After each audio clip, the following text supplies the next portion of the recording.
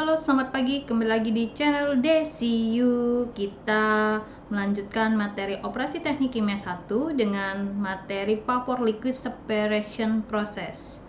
Langsung aja di halaman 672 karena sebelumnya sudah menjelaskan contoh soal, ya, contoh soal yang di sini. Ya, yang tadi ngebuat menara distilasi, berapa tray yang dibutuhkan, masuknya kapan, terus ada slope-nya, ada garis enriching-nya dan stripping-nya. Oke, di 11.4c itu ada rasio reflux total dan minimum bagi metode McCabe-Thiele. Ini ada satu metode. Kita bisa pakai reflux total maupun rasio reflux minimum. Nah, di reflux total dalam distilasi campuran biner A dan B pada kondisi kumpan, komposisi distilat dan komposisi bawah biasanya ditentukan oleh jumlah tray teoritis terkalkulasi. Karena itu jumlah tray teoritis yang dibutuhkan bergantung pada garis operasi. Untuk menetapkan garis operasi, rasio refluxnya R sama dengan ln per D di atas kolom harus diatur. Satu nilai pembanding dari rasio reflux adalah total reflux tersebut atau R tak hingga. Karena R sama dengan ln dibagi N dan melalui persamaan 11/4-5. Seperti ini ya. Lalu ln adalah sangat besar dan aliran vapor adalah Vn. Ini menandakan bahwa slope R dibagi R plus 1 dari garis operasi enriching menjadi 1,0. Dan garis operasi dari kedua kolom bertepatan dengan garis diagonal 45 derajat sebagaimana di gambar 11/4-10. Jumlah tray teoritis yang dibutuhkan didapatkan karena sebelumnya melalui stepping out. Ini sebenarnya stepping out ini saya nggak ngerti artinya apa, melangkah pergi ya. Tray dari distilat menuju bawah, kayak dari distilat menuju bawah tuh kayak kesannya liquid yang dikembalikan, yang ini dugaan saya ya. Mana sih gambarnya? Yang ini nih, saya ngerasa ini nih, yang turun ke bawah ini ya, stepping out ini. Nah, terus di situ ini memberikan jumlah minimum tray yang dapat memungkinkan untuk digunakan memperoleh pemisahan yang telah diberikan. Pada prakteknya, kondisi ini dapat disadari melalui pengembalian keseluruhan bagian vapor atas. Tuh, kan dikembaliin lagi nanti vapor atas yang terkondensasi V1 dari bagian atas menara dan kembali ke menara sebagai reflux dikenal total reflux. Nah, benar berarti stepping out. Stepping out itu yang itu daerah reflux yang dikembalikan ke bagian bawah untuk dipanaskan kembali dan dikontakkan kembali. Nah, juga seluruh liquid di bagian bawah itu reboil, dipanaskan kembali. Karena itu seluruh produk distilat dan bawah direduksi atau dikurang menjadi nol alirannya sebagaimana umpan fresh atau yang baru masuk ke menara. Kondisi reflux total ini dapat diinterpretasi sebagai ukuran kebutuhan tidak terbatas pada kondenser, reboiler, dan diameter menara untuk laju umpan yang diberikan. Jika alfa volatilitas relatif dari campuran biner adalah kurang lebih, itu adalah konstan mengikuti pernyataan secara analitis oleh Venske. Dapat digunakan untuk menghitung jumlah minimum langkah teoritis NM ketika kondenser total digunakan.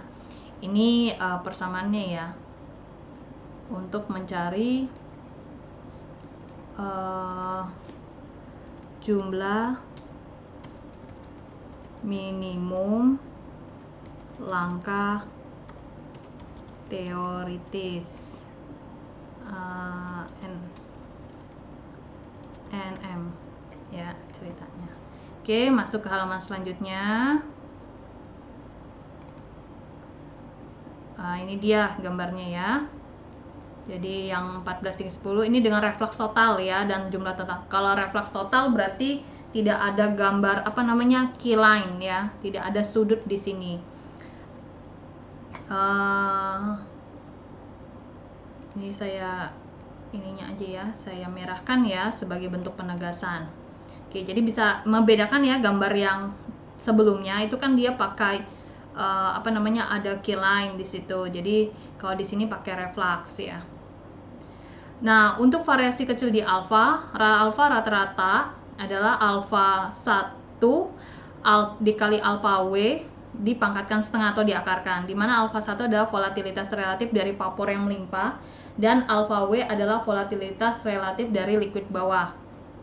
Yang kedua, pembahasan dari ini adalah rasio reflux minimum. Rasio reflux minimum dapat digunakan sebagai rasio reflux RM yang akan membutuhkan jumlah tak terbatas dari tray yang diberikan. Pemisahan yang diinginkan adalah XD dan XW. Ini menyesuaikan dengan aliran vapor minimum di menara dan oleh karena itu meminimumkan reboiler dan ukuran kondenser. Kasus ini ditujukan pada gambar 11.4/11 di bawah sini ya gambarnya. Jika R diturunkan, slope atau kemiringan dari garis operasi N-rising, R dibagi R plus 1 dikurangi. Dan perpotongan garis ini dan garis stripping dengan garis key bergerak lebih maju dari garis 45 derajat dan mendekati garis kesetimbangan. Nah, ini kan mendekati garis kesetimbangan menuju garis sini. Jadi meruncingkan deh ya. Jadi bentuk sudutnya ya, kalau ngeliat dari sini sudutnya di atas 90 ya. Jadi dia lebih cenderung ke sini. Nah, ini bentuk yang reflux minimum.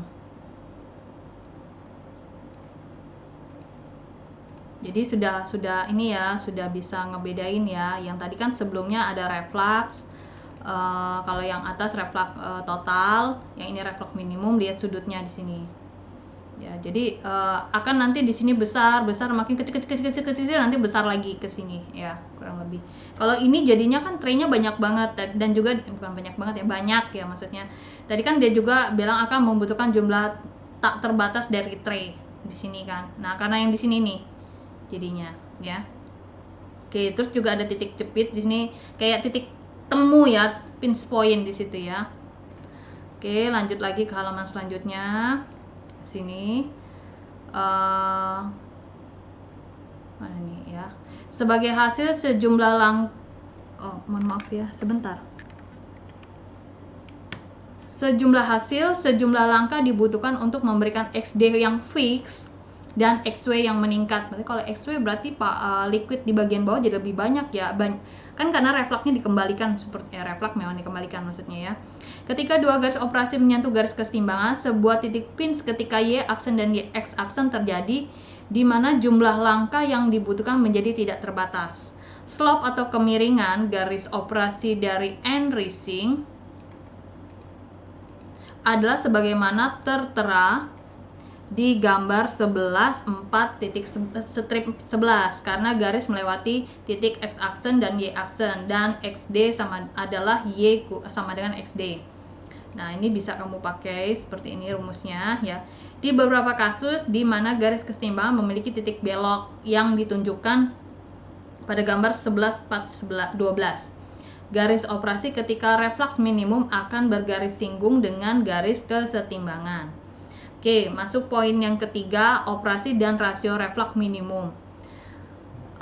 Untuk kasus reflux total, jumlah plate adalah minimum, tetapi diameter menaranya jadi tak terhingga. Ini berhubungan dengan biaya tidak terbatas menara dan steam dan air pendingin ya, karena kalau traynya banyak, berarti kan dia mau manasin lagi, butuh steam yang lebih banyak, dan juga ketika itu banyak vapornya jadi nggak terhingga kan, dan jadi meningkatkan dari jumlah air pendingin untuk mengubah fasa dari vapor menjadi distilat di bagian atas ya, maksudnya kalau air pendingin. Kalau steam ada di bagian bawah. Ini adalah satu hal yang membatasi pengoperasian menara. Juga untuk reflux minimum, jumlah tray menjadi tidak terbatas yang sekali lagi memberi biaya tidak terbatas. Ini adalah dua hal yang membatasi di pengoperasian menara. Rasio reflux operasi secara aktual untuk menggunakannya berada di antara dua hal yang membatasinya. Untuk memilih nilai yang sebenarnya dari R membutuhkan sebuah neraca ekonomi yang lengkap dengan berdasarkan biaya menara dan biaya pengoperasiannya. Rasio reflux optimum untuk menggunakannya ditujukan untuk biaya total paling rendah per tahun adalah berada di minimum RM dan reflux total. Ini telah ditunjukkan untuk sejumlah kasus yang dioperasikan ketika rasio reflux operasi berada di 1,2 RM hingga 1,5 RM. Nah, ini ada contoh soal 11.4/2, itu adalah rasio reflux minimum dan rasio reflux total direktifikasi. Mungkin juga kalau penjelasan yang sebelumnya kan bingung ya. Jadi ada kan diberikan penggambaran lewat dari contoh soal dulu. Untuk rektifikasi di contoh 11.4 strip 1 yang sebelumnya tadi yang menggambar tadi ya, di mana umpan benzena dan toluena dijadikan terdistilasi untuk memberikan komposisi distilasi. Oh, distilat ya, sorry bukan distilasi ya, distilat hasilnya ini. Dimana XD-nya 0,95 tadi ya di data yang sebelumnya tuh. Terus XW-nya ini yang benzen ya. Jadi produk atas benzen tuh 0,95, produk benzen di bagian bawah tuh 0,10. Nah, di sini dia minta kamu suruh mencari rasio reflux minimum, dalam itunya labelnya ada RM. Terus kamu diminta jumlah minimum plate teoritis ketika refluxnya adalah total. Untuk bagian A, garis keseimbangan diplot di gambar 11.4 strip 13 dan persamaan garis Q untuk ditunjukkan untuk SF adalah 0,45. Ya, tadi kan umpannya masuk di 0,45 ya komposisinya. Pergunakan hal yang sama bagi XD dan XW sebagaimana di contoh sebelumnya yang tadi 11.4 strip 1, dan garis operasi N-racing untuk reflux minimum itu diplot. Karena garis putus dan perpotongan garis keseimbangan di titik yang sama, sehingga dimana garis Q berpotongan. Nah, yang ini tuh, ini kan sudah dibuat nih. Ini ngejelasin yang di sini ya, bukan yang ini ya. Ini ngejelasin rasio reflux minimum ya. Ini nih. Ini ngejelasin rasio reflux minimum gambarnya ya. Bukan ngejelasin yang ini. Karena ini gambarnya tuh 11.4.13, jadi saya masuk ke 675. Nah, ini yang gambar yang dimaksud dia tadi ya, yang dimaksud di sini. Nah, ini bukan ya, saya masuk ke sini dulu, ke halaman selanjutnya. Ini cara perhitungannya ya. Dengan key line intersection ini, dengan membaca nilai X aksennya adalah 0,49 ini. Sebentar, ini belum ada ceritanya, langsung tiba-tiba angka aja. Oke, nggak ada penjelasan di sini, dia langsung masuk membacakan nilai X aksen 0,45, Y aksen adalah 0,49, substitusikan dalam ini.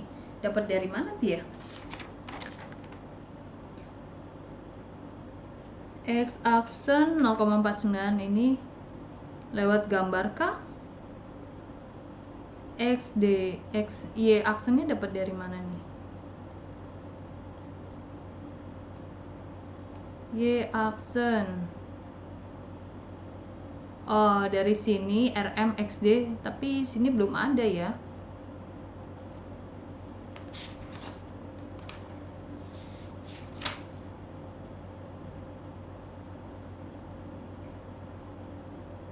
Dapat dari mana dia 0,49 ini ya?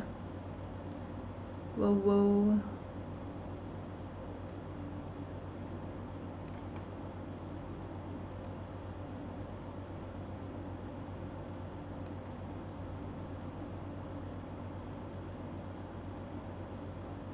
Oke, kalau begitu sampai di sini dulu ya. Saya telusuri dulu karena tadi udah ada jawabannya, tapi kok naruhnya di mana ya? Kalau gitu ya, sampai di sini dulu, nanti contoh soalnya akan diterangi oleh saya lebih lanjut sehingga kita tahu dari mana X aksen dan Y aksennya ya. Terima kasih atas waktunya telah masuk ke dalam channel DCU. Sampai jumpa lagi dan saya ucapkan selamat pagi.